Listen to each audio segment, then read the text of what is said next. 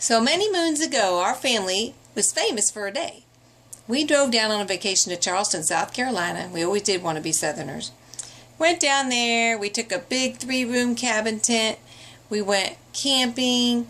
We went hiking. We saw all the sights. We stopped back in Tennessee on the way, and this was in the winter because we were really getting away from it all. You know, wintertime in January, we thought, this is just awesome. It's so sunshiny and warm, and there's a beach. And on our way back, we had a picnic in Tennessee. It was in the 60s, in the middle of January in Tennessee. It was so amazing. But we weren't really thinking very clearly because we weren't very experienced parents back then. We only had 5 kids, after all, so we didn't know nothing about having kids. And so we had a little heater. We thought it would keep the kids warm in the 3-room cabin tent. And it didn't keep them warm in the 3-room cabin tent. When it got down to the 30s and 40s, we were freezing, and the babies were crying, and the toddlers were hysterical, and the kids were shivering, and it was horrifying. So we said, let's pack up the car, and let's go. It's 4 in the morning. We just need to get back home to Indianapolis and come to our senses. This is a really stupid time to camp. It was fun in South Carolina, but it's too cold in Tennessee. It's January. We probably better go. So on the way home, we're singing songs, we're playing CDs and everything. Never really occurred to us to check the weather or turn on the radio. So we're just having a good time, and we just noticed it started snowing. And it kept snowing and snowing and snowing and snowing and snowing and snowing.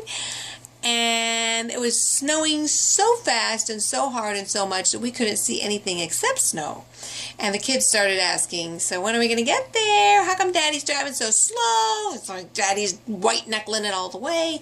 And can we go potty? I got to go potty. It's like, no, and we can't see anything except white. We can't find a potty. Well, can we just go to McDonald's and play in the playground, please? Can we just get some French fries? It's like, you guys, we can't see anything but white. We're just like hoping that we can survive until we find a way to get out of the whiteness. And then all of a sudden, we saw these 2 red lights on a semi-truck, thank God, in front of us. It's the only thing we could see. You couldn't see the signs, you couldn't see the road, you couldn't see buildings, you couldn't see anything. And so we followed my husband followed these 2 red lights off the interstate into some unknown exit. We had no idea where we were, and we stumbled on this gas station. So we ended up sleeping in the parking lot, running in and out to get things to drink and eat and go potty. And they told us, there's a blizzard going on. We're listening to the things on the radio at this point. It's like, oh my gosh, we're in a blizzard. I can't believe this is for real. And they say, yeah, there's a high school right down the street that's a shelter, and you're more than welcome to stay there, and they'll give you everything you need to spend the night. And we said, well, we can't see anything but white, so I think we're just going to sit here and sleep in your parking lot in our van, and we'll be okay. We just kept starting the engine, and then the next morning, we go down the road just like a half a block, and there was this high school shelter, and we were instant celebrities. Oh my gosh, there were cameramen, TV guys, radio people, newspaper writers, and they were giving us cookies and donuts and orange juice, and the kids were getting stickers and coloring books and toys, and we got sleeping bags and blankets and bottles of water and TV shows, and it was just like, wow, it's like the Gilmores of, look at this family, they survived all night.